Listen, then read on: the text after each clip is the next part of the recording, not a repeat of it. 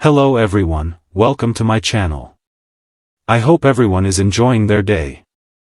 Please subscribe and like the video before continuing. The Young and the Restless spoilers, Nick's sinister transformation, 3 possible story arcs. The Young and the Restless spoilers reveal that for the most part, Nick Newman, Joshua Morrow, is a good guy. The character does have a temper, but he has a strong moral code. Get updates on the latest news about The Young and the Restless, straight to your inbox. We use your personal data for interest-based advertising, as outlined in our privacy notice. What is this? However, could Nick turn a sinister direction? Keep reading and let's talk about what could happen next. Nick Newman's injury. Nick has been through a lot the past few years. In addition to playing romantic roulette, he has been there multiple times for all the crises that affect his loved ones. Jordan, Colleen Zenk, Ian Ward, Ray Wise, Claire Grace Newman, Haley Aaron, Sharon Newman, Sharon Case, Phyllis Summers, Michelle Stafford, and of course, Kane Ashby, Billy Flynn.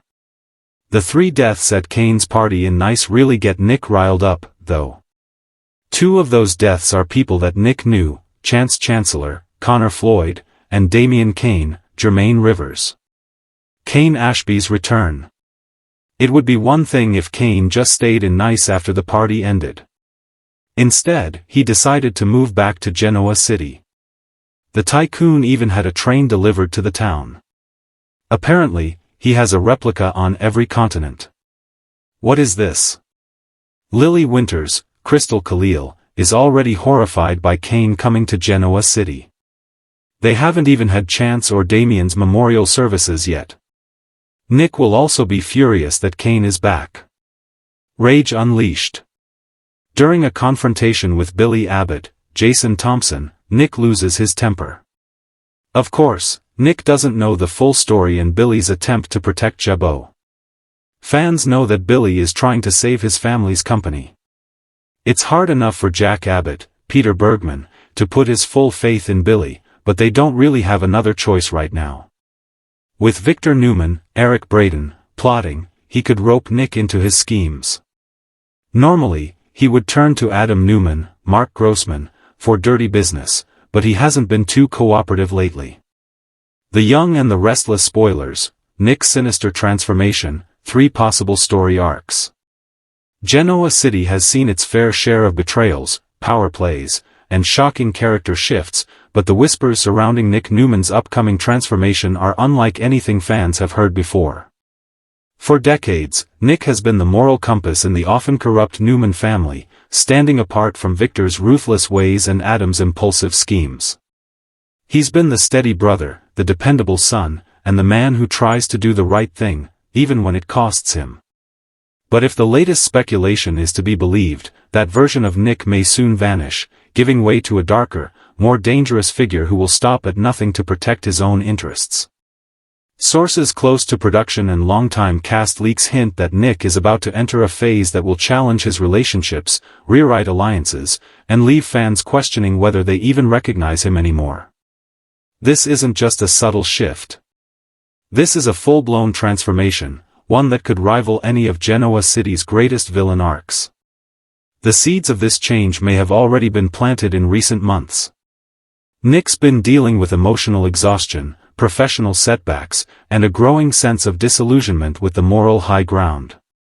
His attempts to mediate family conflicts have only left him feeling used and unappreciated. His romantic life has hit walls, friendships have been tested, and even his father's grudging respect seems more like a burden than a gift. This psychological erosion is the perfect breeding ground for a more ruthless Nick, someone who has grown tired of always being the peacemaker and is now ready to be the disruptor. While fans are already buzzing about the possibilities, there are 3 compelling potential arcs emerging that could explain exactly how and why Nick would turn to the dark side. In the first possible trajectory, Nick's shift could be sparked by betrayal from within his own family. Imagine a scenario where Victoria, Adam, and even Victor push him to the sidelines of Newman Enterprises, forcing him into irrelevance. For years, Nick has been able to walk away from the corporate wars, content with smaller business ventures and a quieter role in the Newman empire. But what if that choice is taken from him? What if Victor, in a moment of cold calculation, strips him of any meaningful stake in the family business and hands control entirely to Victoria and Adam? Such a move wouldn't just sting, it would cut to Nick's very identity. The man who once prided himself on being his own person might suddenly feel the urge to prove his worth through domination rather than peace. Instead of backing down, he could start playing the game the Newman way, manipulating, sabotaging, and making strategic moves that hurt his siblings where it counts. This arc would see Nick leveraging every contact, digging into every secret, and using even the dirtiest tactics to claw his way back to power. The shock value would come not just from what he does, but from how quickly he embraces this new persona, shedding his good guy image like it never existed. A second possible path for Nick's descent could stem from heartbreak and revenge in his personal life. Romantic entanglements have always been a weak spot for him, and if the right person betrayed him, it could send him spiraling into darkness.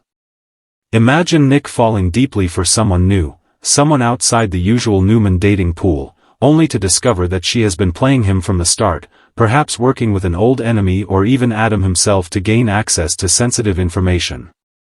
The humiliation could be more than Nick can stand. Instead of nursing his wounds privately, he might turn that pain outward, launching a campaign to destroy not just the woman who betrayed him, but everyone connected to her. This could draw in characters like Sharon, Phyllis, or Sally, creating an emotional minefield where no one is safe from Nick's vengeance. His methods could include corporate espionage, public exposure of secrets, and even personal blackmail, each step taking him further from the man he used to be. Fans who have always rooted for Nick as the steady hand would find themselves conflicted, torn between their loyalty to the character and their fascination with his darker evolution. The third, and perhaps most chilling, arc could come from Nick being forced into a moral gray zone through a deadly secret. Picture Nick stumbling upon evidence of a major crime committed by someone he cares about, maybe Noah, Faith, or even Christian in a future time jump. Protecting his loved one would mean covering up the truth, lying to the police, and manipulating others to keep the secret buried. At first, Nick might convince himself it's a one-time thing, just a necessary evil to keep his family safe. But as cover-ups often do in Genoa City, this would spiral into a web of deceit that forces him to commit increasingly unethical acts. Before long, Nick could be bribing officials, planting false evidence, and even threatening witnesses. The slow burn of this transformation would be terrifying because it would be rooted in love, making it easy for viewers to understand, but hard for them to forgive. And once Nick crosses that line, there may be no going back. This path could also pit him against characters he has always supported, such as Chance or Sharon, forcing him to outmaneuver them while hiding his true motivations. Across all three potential storylines, the underlying theme would be the loss of Nick's moral identity. The man who once stood apart from the manipulations of Victor and Adam could become the most cunning Newman of them all. He might begin to see morality as a weakness, something that only leaves you vulnerable in a town where everyone is scheming. This would fundamentally alter not only Nick's dynamic with his family but also with the rest of Genoa City. Long-standing alliances could crumble. Sharon might find herself at odds with him in ways that threaten their co-parenting. Phyllis could be drawn to his new energy, sparking a romance fueled by mutual ambition rather than love. Even Adam might be caught off guard, unsure whether to challenge or join forces with this new version of his brother. What makes this possible transformation so compelling is that it would not be a random heel turn. Y&R has spent years building Nick as a good man pushed to his limits. Every frustration, every betrayal, and every loss has chipped away at his resolve, setting the stage for this moment. If done well, the audience could watch in real time as the man they once saw as the heart of the Newman family becomes its most dangerous member. The shift wouldn't just be shocking, it would be earned. And that's what makes it potentially unforgettable television. From a production standpoint, this kind of storyline would give Joshua Morrow, who has played Nick for nearly 3 decades, some of his richest material yet.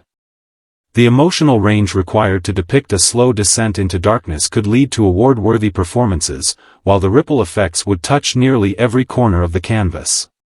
Corporate storylines would intersect with personal vendettas, romantic subplots would collide with family feuds, and the lines between hero and villain would blur beyond recognition. Fans who have been craving a fresh twist in the Newman saga would finally get a version of Nick who isn't just reacting to others' schemes, but creating his own. Of course, the question on everyone's mind would be whether this transformation is permanent. Would Y&R commit to making Nick a true anti-hero, or would there be a redemption arc waiting down the line? Soap history tells us that once a character takes that first step into moral compromise, the road back is never simple. Redemption, if it comes, often carries scars, broken relationships, damaged reputations, and lingering mistrust. For Nick, that could mean years of repairing what he's destroyed, or it could mean accepting that the man he used to be is gone forever. Either way, the journey would keep viewers glued to their screens, debating every choice, and wondering just how far Nick will go before he realizes he's crossed a line he can't uncross. Whether it's corporate warfare, revenge-fueled destruction, or a desperate cover-up spiraling out of control, Nick Newman's possible dark turn is shaping up to be one of the most tantalizing prospects in the Young and the Restless recent history. It's a storyline that promises high stakes, emotional complexity, and the kind of moral ambiguity that makes soap operas so addictive.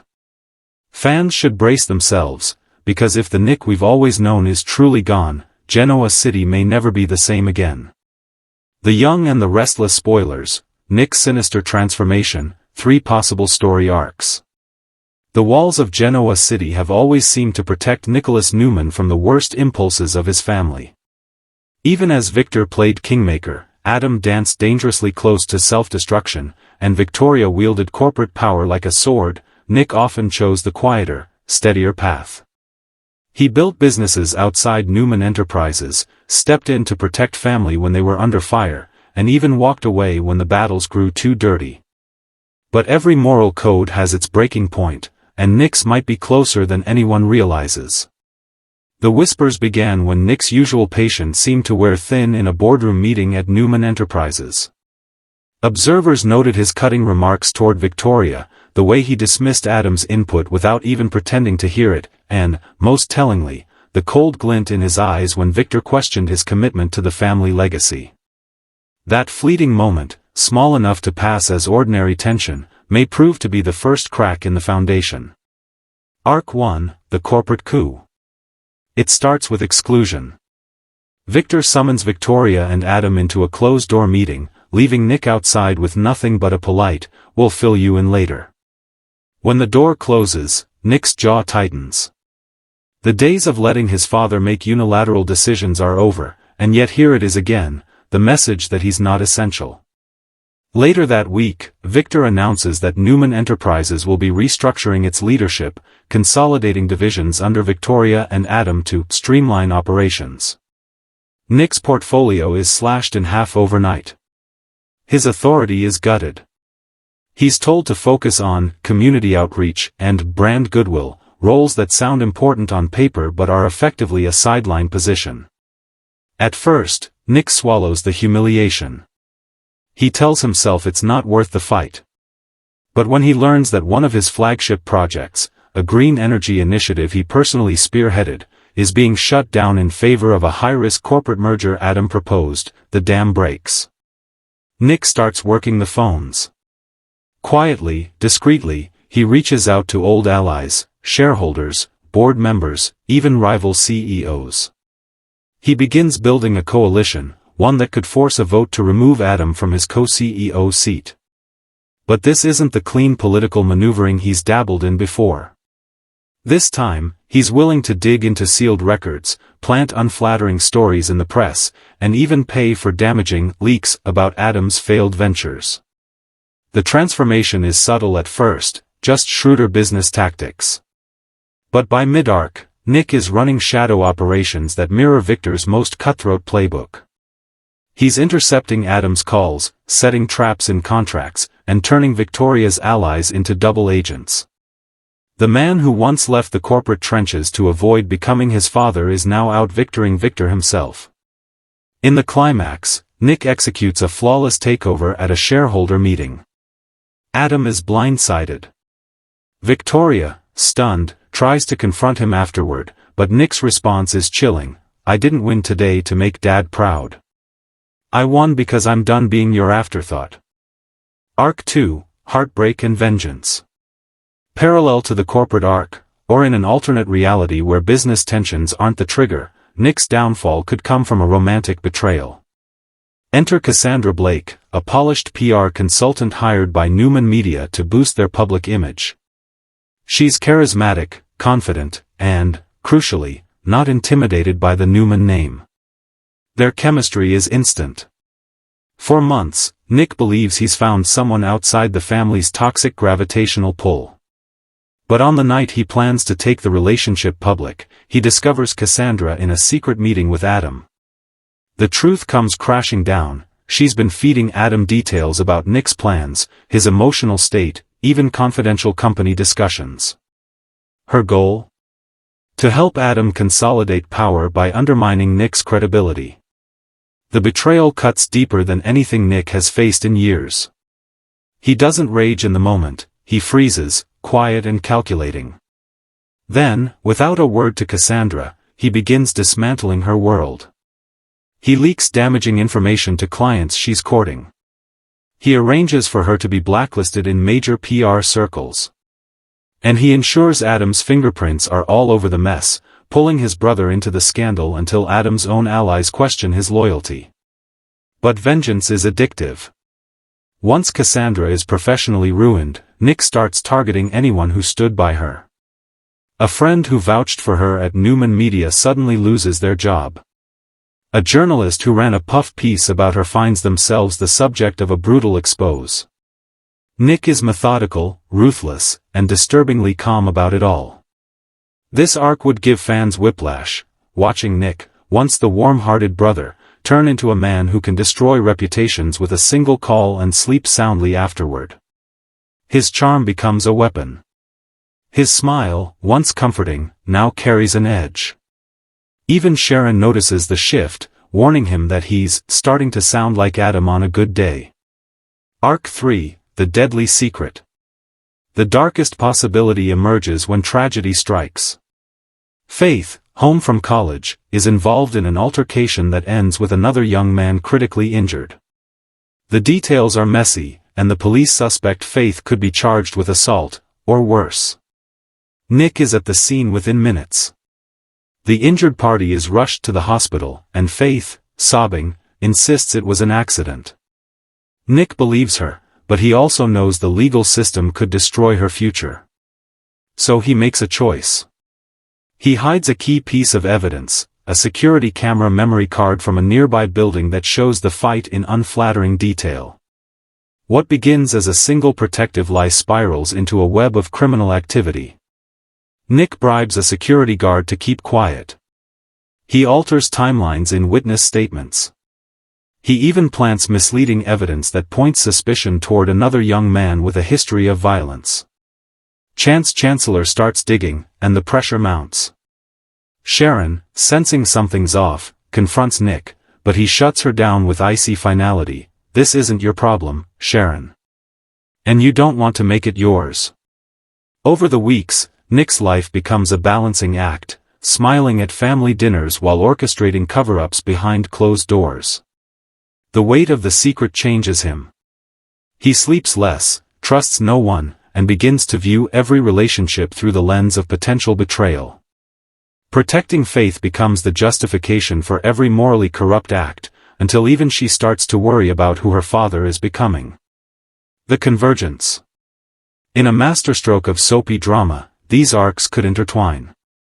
Maybe the corporate coup gives Nick the resources to cover up the deadly secret. Maybe the romantic betrayal fuels his decision to burn bridges and play dirty in business.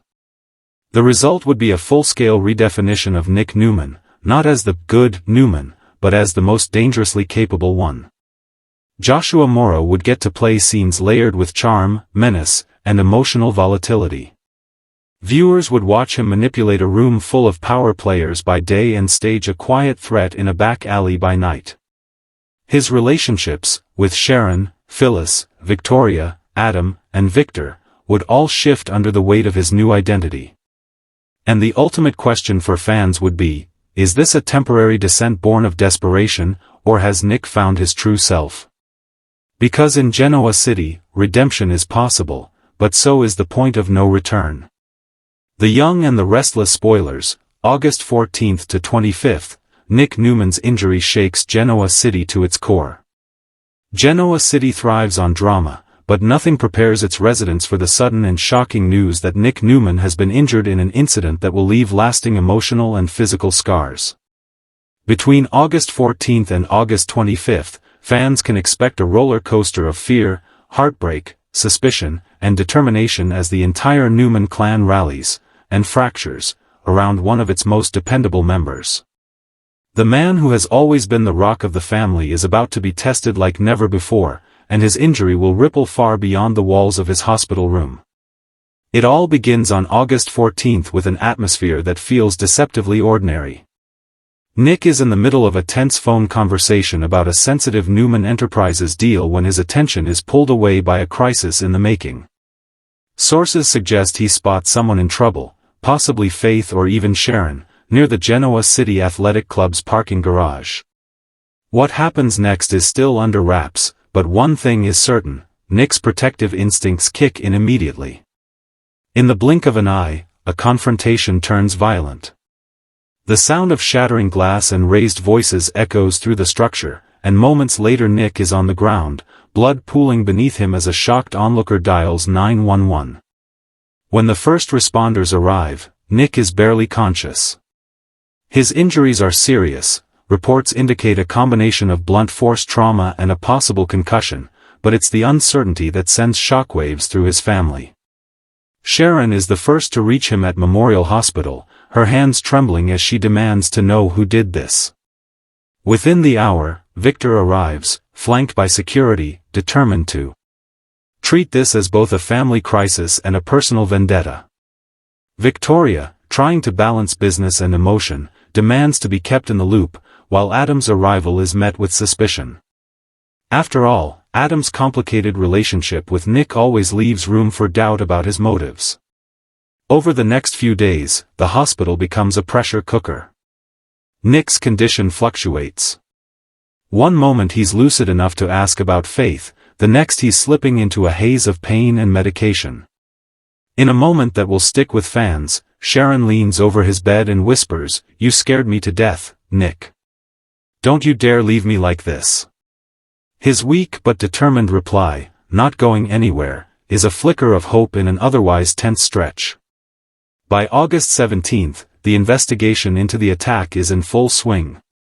Chance Chancellor takes point, combing through security footage and interviewing witnesses. Early evidence points to the possibility that Nick's injury was no accident.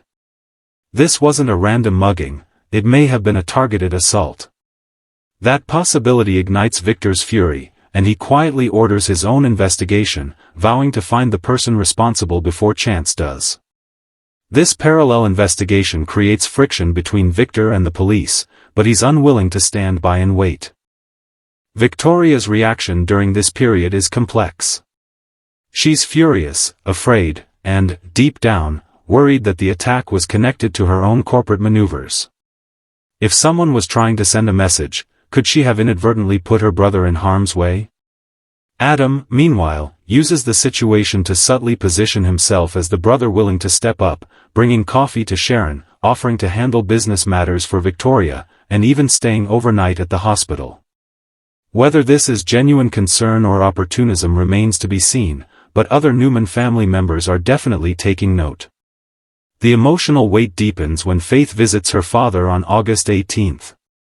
She blames herself, insisting she was the one Nick was trying to protect when the attack happened. Nick struggles to reassure her without revealing too many details, knowing full well the truth could put her in danger. His protective nature is intact, even from a hospital bed, but it's clear the weight of the incident is bearing down on him. By August 21st, Nick's physical condition begins to stabilize, but the mystery behind his injury only grows. Chance uncovers a lead suggesting the attacker may have ties to one of Newman Enterprises' competitors, or even to someone within Genoa City who has an old score to settle. Sharon urges Nick to focus on healing, but his mind is already working overtime, trying to piece together fragments of memory from the attack. He recalls a shadowy figure, a familiar voice, but can't yet put the pieces together. Victor's search yields its first real breakthrough on August 22 when one of his contacts delivers a grainy still image from a security camera across the street from the parking garage. The figure's face is obscured, but the build and gait suggest someone the Newmans have crossed paths with before. Victor's expression hardens as he studies the photo. He doesn't share it with the police, not yet, but he does confide in Victoria, warning her to prepare for the possibility that this was an orchestrated hit. As the week heads toward August 25, the tension is unbearable. Nick is released from the hospital under strict orders to rest, but rest is the last thing on his mind. Determined to regain control of his life, he begins working with Victor's private team in secret, digging into the lead they've uncovered. Sharon, noticing his distraction, calls him out. "You're chasing something you're not ready for, Nick. Don't let this make you reckless." His response, "I'm not reckless. I'm making sure this doesn't happen again," is a chilling indicator of his mindset. The arc closes on a cliffhanger. On August 25, just as Nick is starting to feel physically stronger, Chance arrives at the Newman ranch with a sealed folder. Inside is a clearer image of the attacker's face. Nick opens it, his eyes narrowing in recognition. The screen fades to black before he speaks the name, leaving viewers with two burning questions: who attacked Nick, and what will he do when he gets the chance to face them? The August 14, 25 period isn't just about the injury, it's about the seismic shift it triggers in Nick's relationships and priorities. Whether this incident will push him toward a darker, more aggressive path remains to be seen, but one thing is certain: Genoa City won't be the same when the truth comes out. Sharon Newman's fear. The young and the restless spoilers reveal that Nick's temper could finally blow. Nick could unleash his wrath on Kane if he makes one more move. If Sharon just happens to see, that could delay any romantic reconnection. Getting angry is one thing, but undiluted rage is something else. What is this? With Sharon seeing a new side to Nick, that doesn't mean it's positive. It could be downright catastrophic for Schick. Will Billy end up being the hero, and could Nick turn into a villain? Will Nick end up going too far to stop Kane?